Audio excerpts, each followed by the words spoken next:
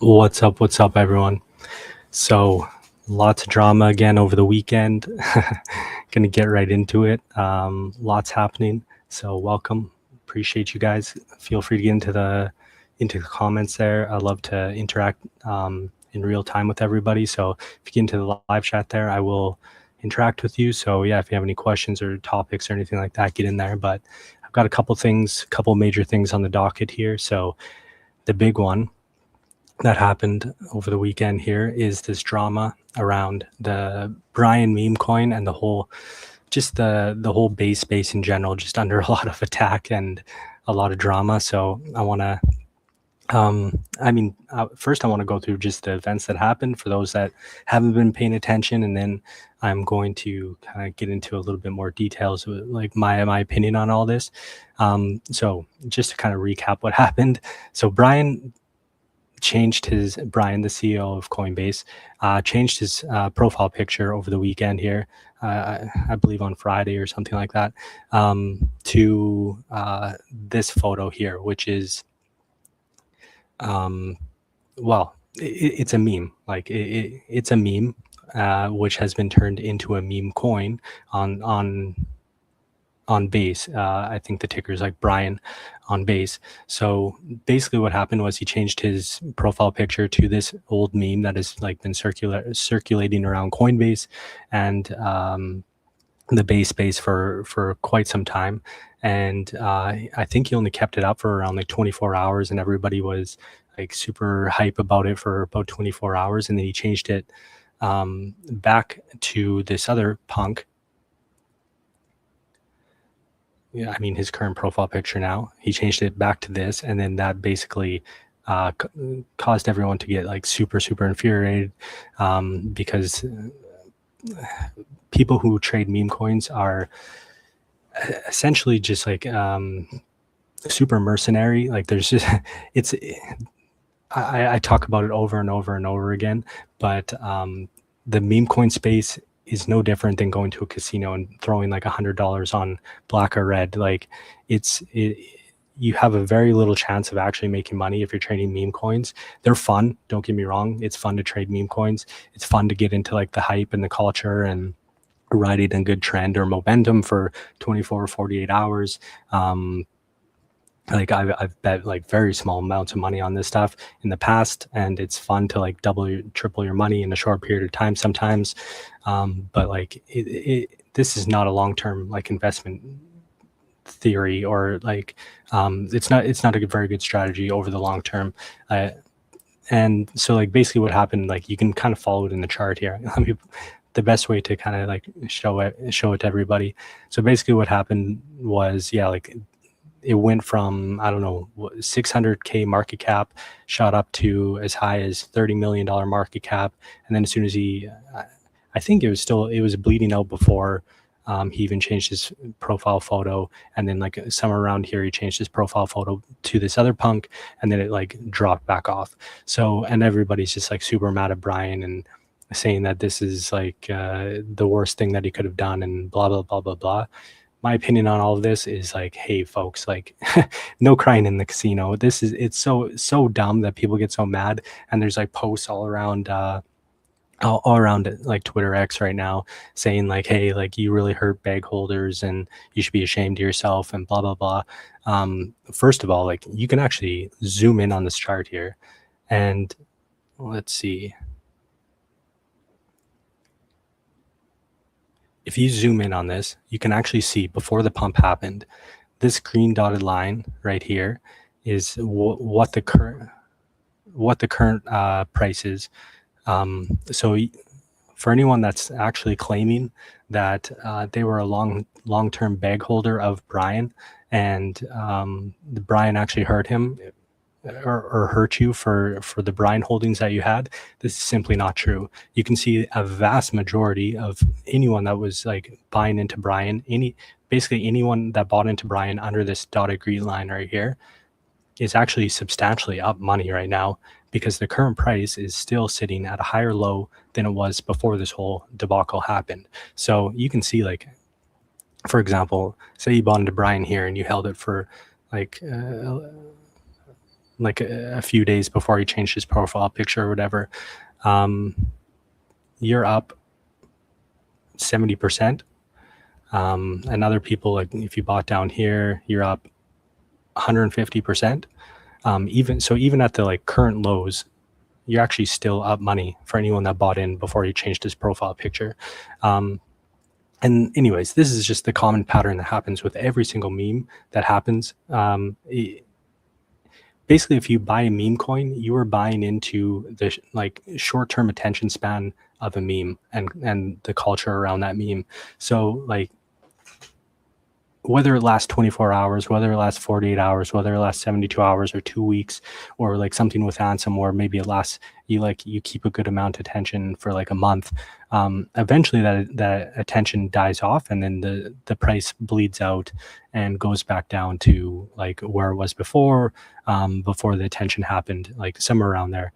Almost every single, like, it doesn't matter. Like if you look at Cash Cat, the number one meme that's trading on top of Robinhood right now, similar pattern. It gets attention, keeps attention for a certain amount of time, and then it bleeds out.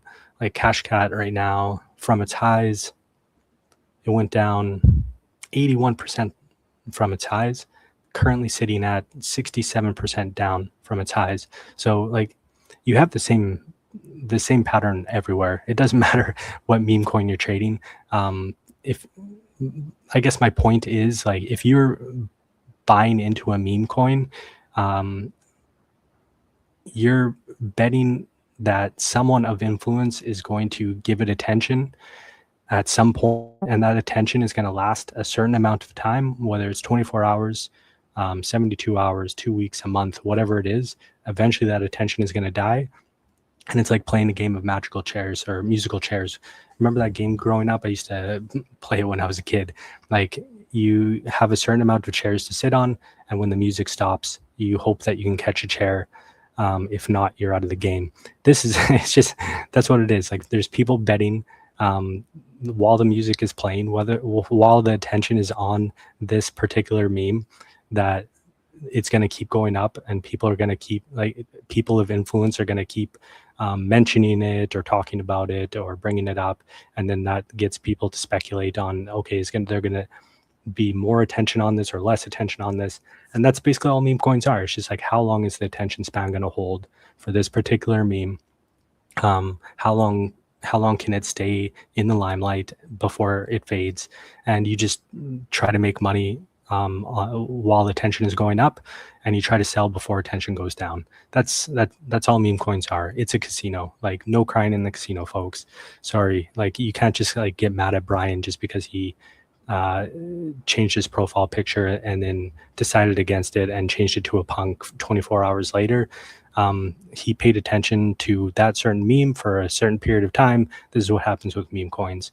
Like, someone like Ansem has been focusing on his meme coin and keeps sharing it like its attention, but it's still the same pattern. Like, he's kept attention now since June 28th, peaked at July 6th. So even that only lasted like a week and a half, 2 weeks of like strong attention, and then it bleeds out, and then most people like lose money, and then maybe a little bit of attention goes back to it. And again, the same thing's going to happen with Brian over time. Like, this is a meme now.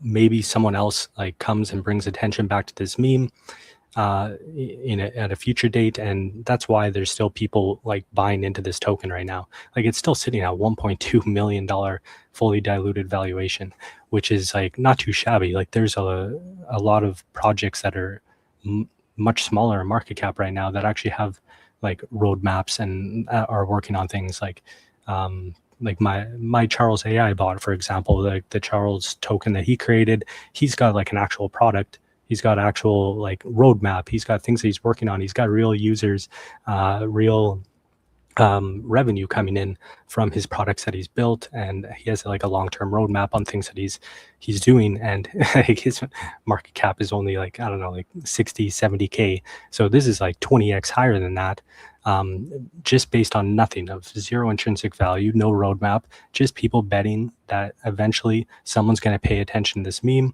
bring it into the limelight, and then you just have to bet on like how long is it going to stay in the limelight, and hope that you're one of the ones holding a chair when the music stops, essentially. So yeah, that's it, folks. Like, stop betting on meme coins like they're like actual long-term investments. They're not. They're lottery tickets, like I've said many times. I posted this out, like your daily reminder. Meme coins are no different than lottery tickets. Fun to buy, fun to trade. Maybe you get lucky and hit it big, but not good long-term investment theses. Like, it's cool if you want to like bet on this stuff like short term, buy into something, hope that someone pays attention to it, and you make a quick flip or something like that. But like, it's no different than going to the casino, folks. Like, don't get mad at the casino, the person running the casino, just because you lost money. Like, you should be walking into a casino, you should be walking into the meme coin factory in the same way that you're walking into a casino. Like, no one walks into the casino thinking like, oh, I'm going to make rent here today. Like, this is how I'm going to pay for my expenses. Like, nope. You walk into the casino thinking, hey, maybe I hit it big, but more than likely I'm going to lose money. So you should have the same expectation when you get into meme coins. Yeah, there's actually Cointelegraph shared this. This is, well, actually this was a little bit surprising to me, because they're claiming that 63% of traders on Robinhood's top 50 meme coin over the past like couple weeks here have lost money, which is actually lower than I thought. But you have to take this with a grain of salt, because these are like right now Robinhood has a lot of attention, and there's a lot of attention on their memes, and a lot of these memes are going through like a cycle right now where like a lot of people, like, they're actually going up. Like, they're in an up cycle right now. Like, if you can catch the right meme coin, you can actually catch it, because they're getting like pretty good liquidity, good volumes going into them. So that said, like, I would venture a guess that the long-term numbers are much worse than this. Like, right now, like 63, this is the best case scenario, is my point. Like, people that are trading meme coins on Robinhood right now, like if you go on Solana, where like meme coins or pump fund or whatever, or on Robinhood right now, where like there's actually meme coins that are actually going up and you can actually make money, this is the best case scenario. You have the best case scenario is you have a 37% chance of making money. The best case scenario in a good market, in a good meme coin market where actually meme coins are going up. But over the long term, it's probably much worse than this, because even if you like put it close to like the average of like long-term, short-term traders, like the long-term profitability of short-term kind of focused traders is like 10%. Like 80 to 90% of short-term traders lose money. That's just in like the regular financial markets. Like I said in this tweet, like if I had to guess, if you're trading meme coins over the long term, if you're like making it like a long-term thesis of yours, and like trying to like dollar cost average into these things and like hoping that someone's going to pay attention to it, I would venture a guess that like 90 to 95% of those people lose money. Because like, even like I said in this report, like in the best case scenario, in the best markets where meme coins are actually going up and people have attention like into these things, still 63% of these traders are losing money. So I don't know. That's kind of my rant on this whole thing. Stop treating meme coins like they're anything other than gambling. So please, like, no crying in the casino, folks. And it's sad to see like so much hate against like Brian and Jesse around all of this, because like they're kind of like in this situation where they're damned if you do, damned if you don't, because there's like Base is like the chain, still is the chain. Like, I'll show you the statistics around that. So everybody wants Base, has a lot of users at this point, like millions of users. And everybody wants them to capitalize on this whole meme coin kind of mania that's going on right now. They don't want Solana and Robinhood to like capture all this momentum and volume. So everybody wants Jesse and Brian to like signal that they support meme coins, because like Vladdy, for example, who is the CEO of Robinhood, he's constantly putting out tweets like this where he's showing that he's signaling basically that he supports meme culture. And so everybody wants like Brian and Jesse to do the same thing and signal that they support this so that memes can start to pop off on top of base chain, and they can capture some of this volume, and people don't have to like bridge to other chains and focus on other chains, because people want base to win. I want base to win. So I agree that like it's good to like signal that you support this like kind of meme culture. And Brian's way of doing that was changing his profile picture. I think this like mainly happened because Jesse kind of like baited him into it. Like he talked about here, like right after I told people you would never like change your profile picture or support memes or something like that. Basically he changed his profile picture, and then he commented on this saying like, good way to get me to do something, like tell me I'll never do it. So like basically that was like his only intent behind it was just like showing that like, hey, like base can also be a place for memes and for fun and for culture and that sort of stuff. Like they don't want to complete, like I know they had the whole like creator coin debacle and stuff like that, and but like the truth is that like meme coins are never going to go away. Because it's like gambling, it's a new form of going to a casino and gambling, is these meme coins. And I just wish that people would actually associate those two things together and understand that meme coins are gambling. This is the main point I want to get across. And I just think that people need to change their expectations around these things. Like stop. And also like another point, like all these kind of rage bait stuff that you see on, like, look at this, like Rune here. I'm going to call him out directly because like he's like a fairly big influential guy in the space, 156,000 followers. And now he's like basically putting out hit pieces on Jesse and Brian. And like, come on, man. Like, again, no crying in the casinos. Like, and I also question kind of his motives and like ethics around this, because like a lot of this rage bait stuff, like there's 10,000 people doing it. Crypto God John, whatever, another big like guy who's just constantly pumping and dumping stuff. And like other guys like this guy who's been like an advocate for base for a long period of time, and now he's just talking about how pretty much everyone I know despises Coinbase and base. What Brian did yesterday was sickening display of mockery and contempt towards users. No, no, man, that's not what happened. Brian simply like wanted to signal, got baited into signaling that like he supports memes and supports culture, and that was his way of doing it.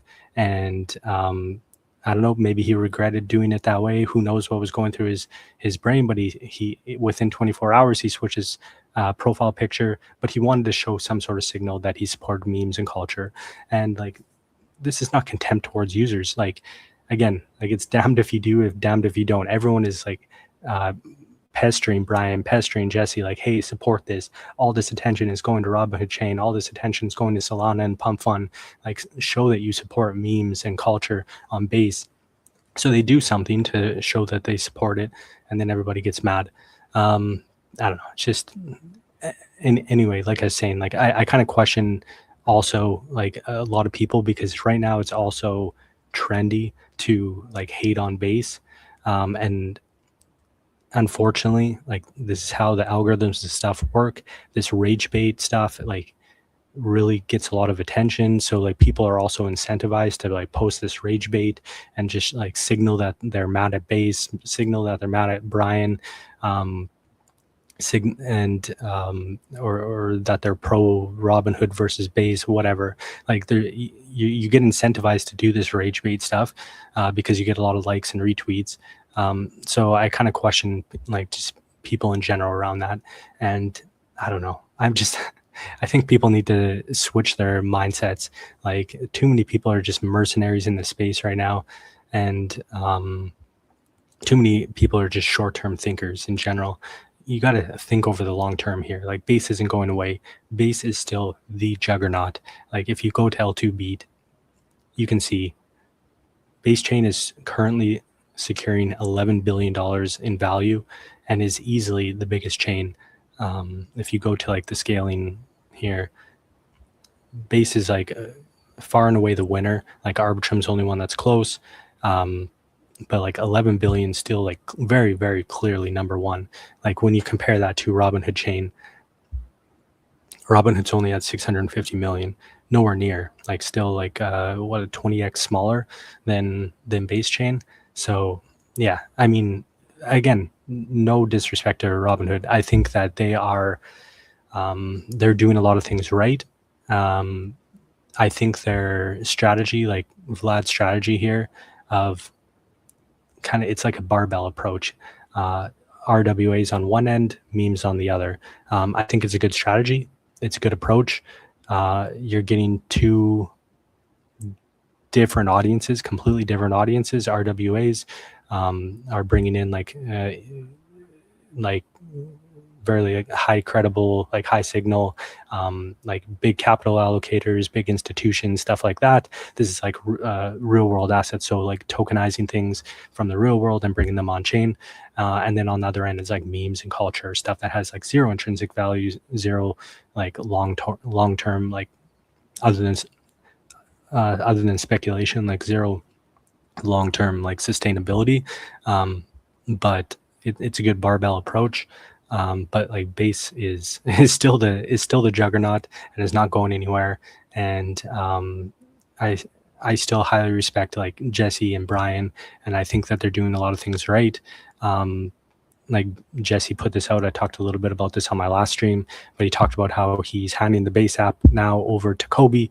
Kobe's going to do a great job with this. Kobe knows what he's doing. It's amazing when you that was a very good call by Jesse, because like Kobe's not in it for the money. He wants to actually build something of a value. The guy's like independently wealthy, everybody knows, and he's only doing it because he like actually wants to build something of value, which is awesome. That it's in the right hands, and he's switching his whole sole focus to Base now, which I think is the right call. And because Base needs to like really nail down like what is our like barbell strategy, similar to what Robinhood chain is doing, like very much spelling it out. And they have been like starting to spell that out. Like the focus is now on traders. So I think that, like, again, never count out Base. They're a juggernaut. They come up with a lot of great ideas. The problem with building in public is that like Jesse and Base are doing, is that like all of your mistakes are also out there. All your dirty laundry is also out there. But the reality of like building something like this into a juggernaut is that you need to throw ideas out there. And it's just like venture capital. Like out of every 10 great ideas that you have, maybe like one or two are going to work out. And people, of course, are going to remember the 7, 8, 9 that didn't work out. And they're going to kind of mock you for that. But like all you need is like one or two big ideas to work out, find product market fit, and like to get the network effects, and then you can be incredibly successful. So I'm 100% sure that Jesse's going to have some great ideas, especially with his focus solely on Base now. He's going to come up with some good stuff. And yeah, maybe like some of it's not going to work out, but like one or two things are going to work out, and it's going to capitalize in a big way. The next big catalyst for Base, as I've talked about, I think is going to be the network token that's coming. So yeah, don't count out Base. There's a lot more coming. Once they get this network token into reality, all the attention is going to come back to Base. And there's going to be a lot of people like from Solana, from Robinhood chain, from other places, from Ethereum, and maybe hopefully even like new users that are not like crypto native coming to Base to explore this opportunity and to potentially get an airdrop, or to like transact and stuff like that, and hopefully take advantage of any like distribution of this token, because this token is going to be a juggernaut. It's going to be like valued in probably I would assume like the tens of billions of dollars. So it could be very valuable to a lot of people, and this is going to be a big opportunity ahead.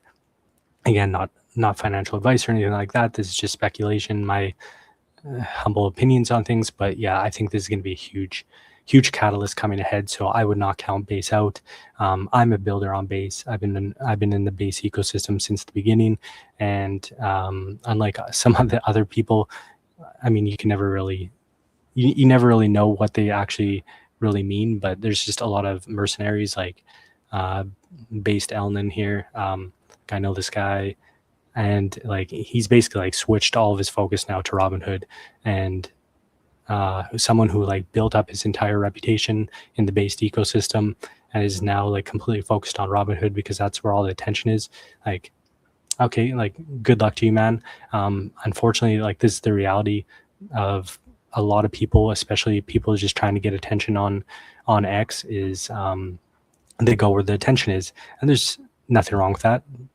Okay, follow the volumes, follow the attention, and as soon as like the attention comes back to Base, I'm sure he'll be back to focusing on Base. But I don't know. I'm going to be consistently building on Base. I love Base. I think the infrastructure's there. I think they've got a huge catalyst ahead with the network token. I love what Jesse's doing, what Brian's doing, and I think that they're going to come up with some really innovative stuff in the future, and then this is all going to be behind us.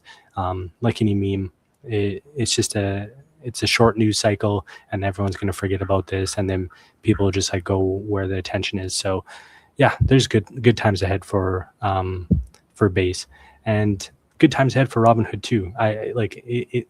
Healthy competition is great. It breeds improvement. Good competition breeds improvement for everybody, and the end user should win at the end of this. So, yeah, I'm excited to see what happens ahead. Anyways, that's my long rant on what's happening with Base and Brian and the whole meme coin space. Long story short, no crying in the casino, folks. If you're trading meme coins, you should understand that it is a casino. Other main thing on the docket here, which is huge news over the weekend, which I want to get into a little bit. So KIMI-K3 just got announced, and it actually overtook Fable and GPT 5.6 in the arena, which is like one of the benchmarks for coding, essentially. So it's like essentially this is a measure of how well can these models code stuff and debug stuff and like cybersecurity and that sort of stuff. So yeah, a Chinese model for the first time just outperformed the best frontier models in the United States. This is a huge deal, and there's going to be like big knock-on implications of this. So like you're already seeing responses from this from like the US government and like David Sachs, for example, who is, I believe, still the crypto czar and AI czar of the United States, working for the government.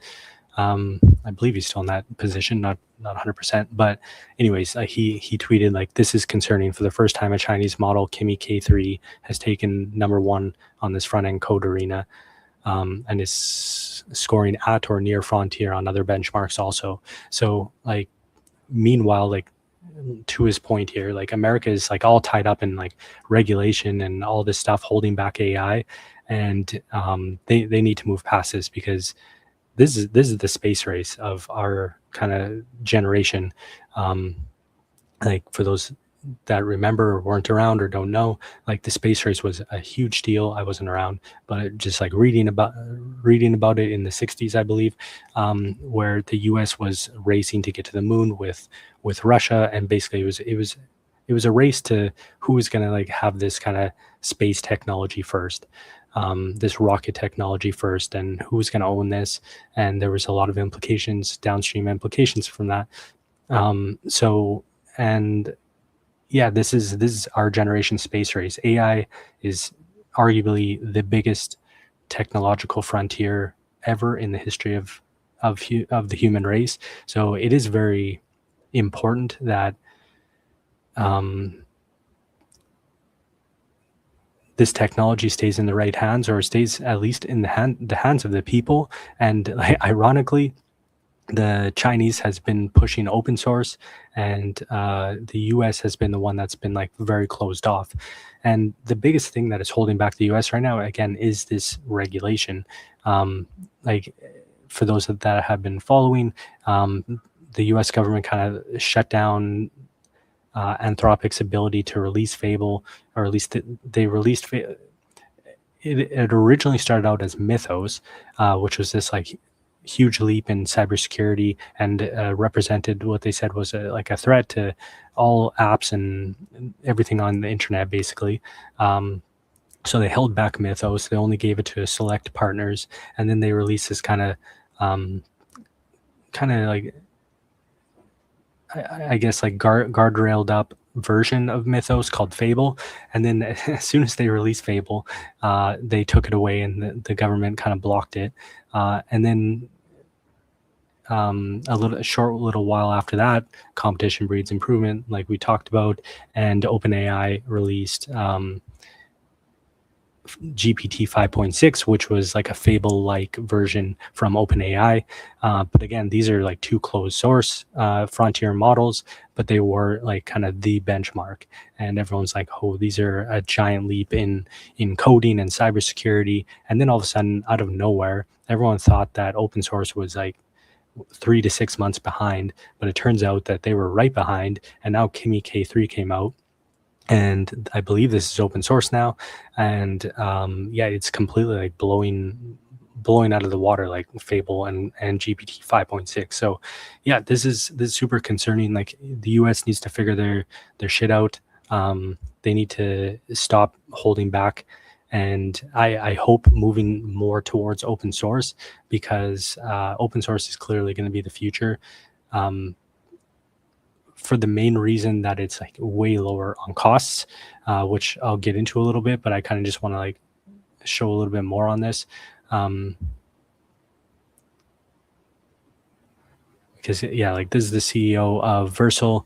He was talking about how KIMI-K3 is now a top tier at cybersecurity. Sol was also a leap, but Fable refuses everything. So this is another thing. It's not only that they're not releasing the models, they're really like capitulating or holding back on what these models are capable of, putting like all these guardrails in place. Like they weren't even able to like benchmark Fable for some of these different benchmarks, because it just refused to do a lot of the prompts. And I'm running into that myself, like with some of the stuff I'm doing with my AI agents, stuff like that. They're building things and they're running into issues where Fable gets degraded back to like Opus 4.8 because it refuses to refuses some stuff around like cybersecurity. Like if you tried to like make your products more secure, it just refuses that and assumes the worst. Sol is a little bit better as far as like refusing prompts and stuff like that, but when you get to these like open source models, they don't refuse anything, because it's you can do whatever you want with them. There's no guardrails in place. They're open source. You can put them on your own local devices and get them to do whatever you want with this now like frontier level intelligence, which is incredible. So yeah, the point I wanted to get into about like open source versus closed source here, Chamath kind of laid this out really well. Like the math just isn't mathing anymore for these frontier models.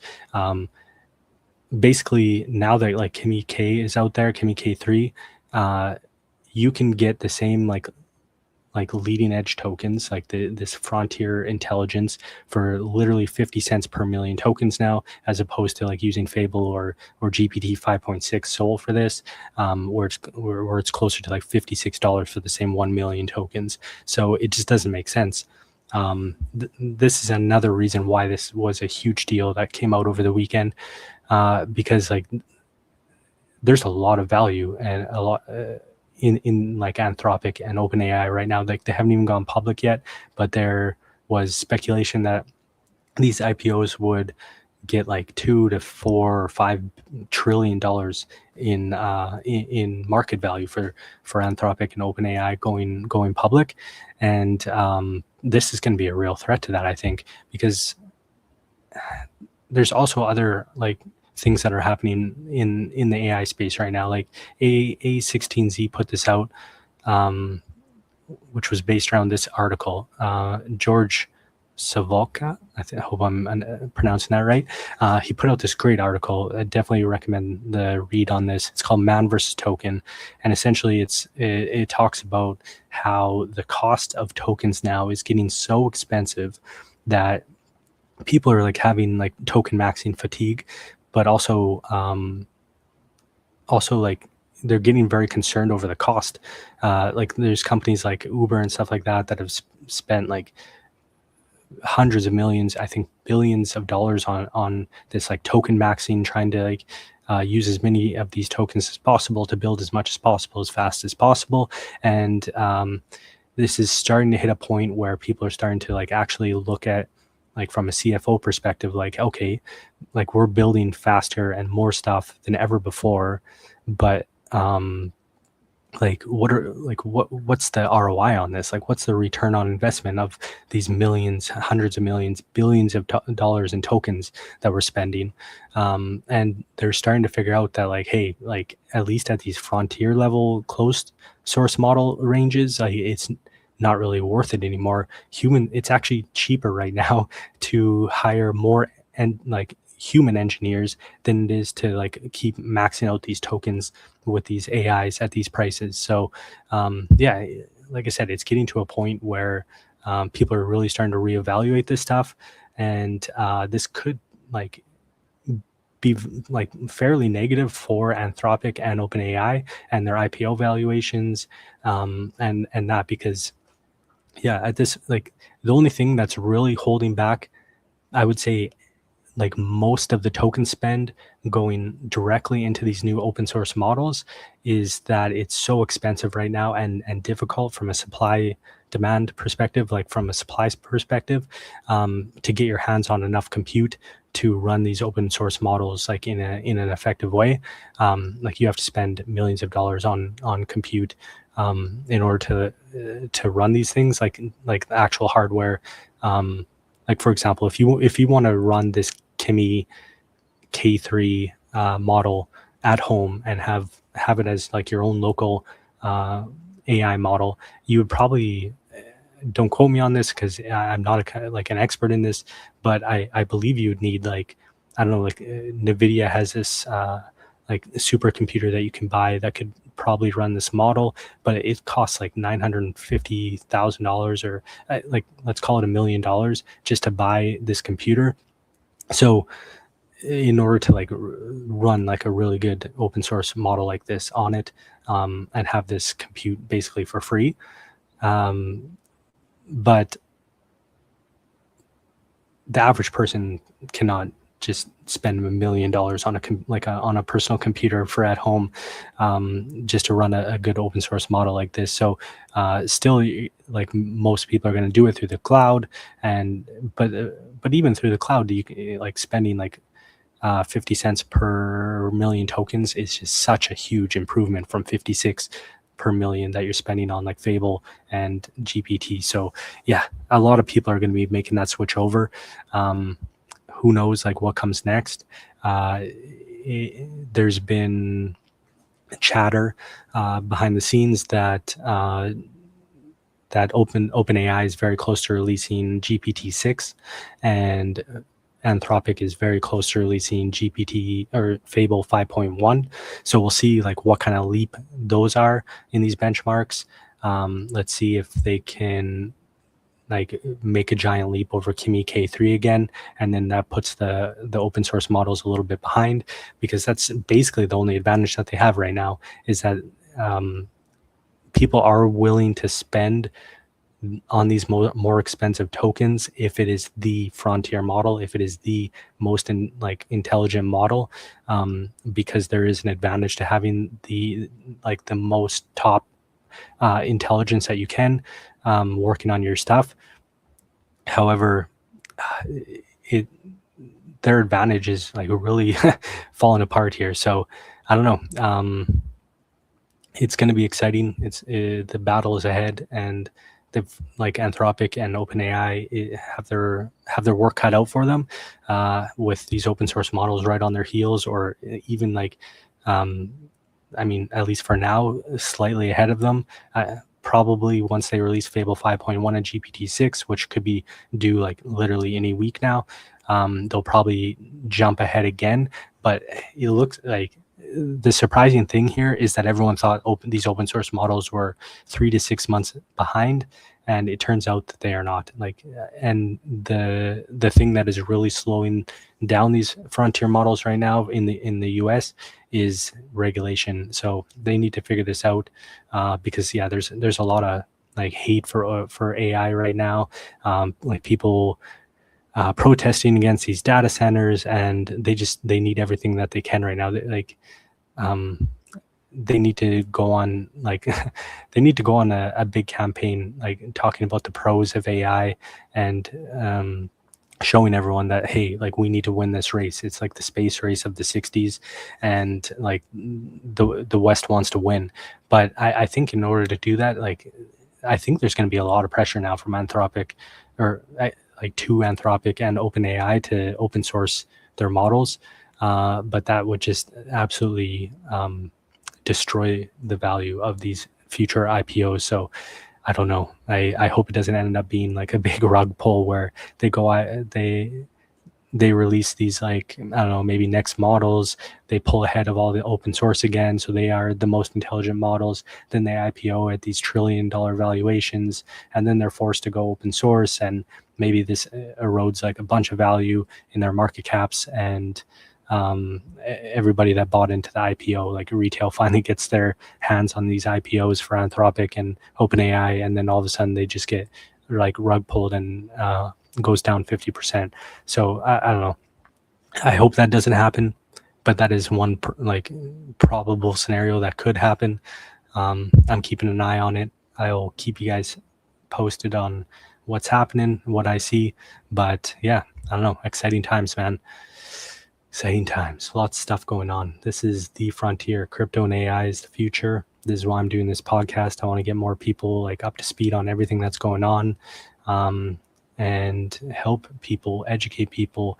I want to do a lot more education around this and help people, just the average person, like get into the space, get into crypto, get into AI, start using these tools, and escape this permanent underclass that's coming for the people that get left behind, that don't embrace this technology. So yeah, nice to see you folks all again. I'll see you on the next one. Peace out.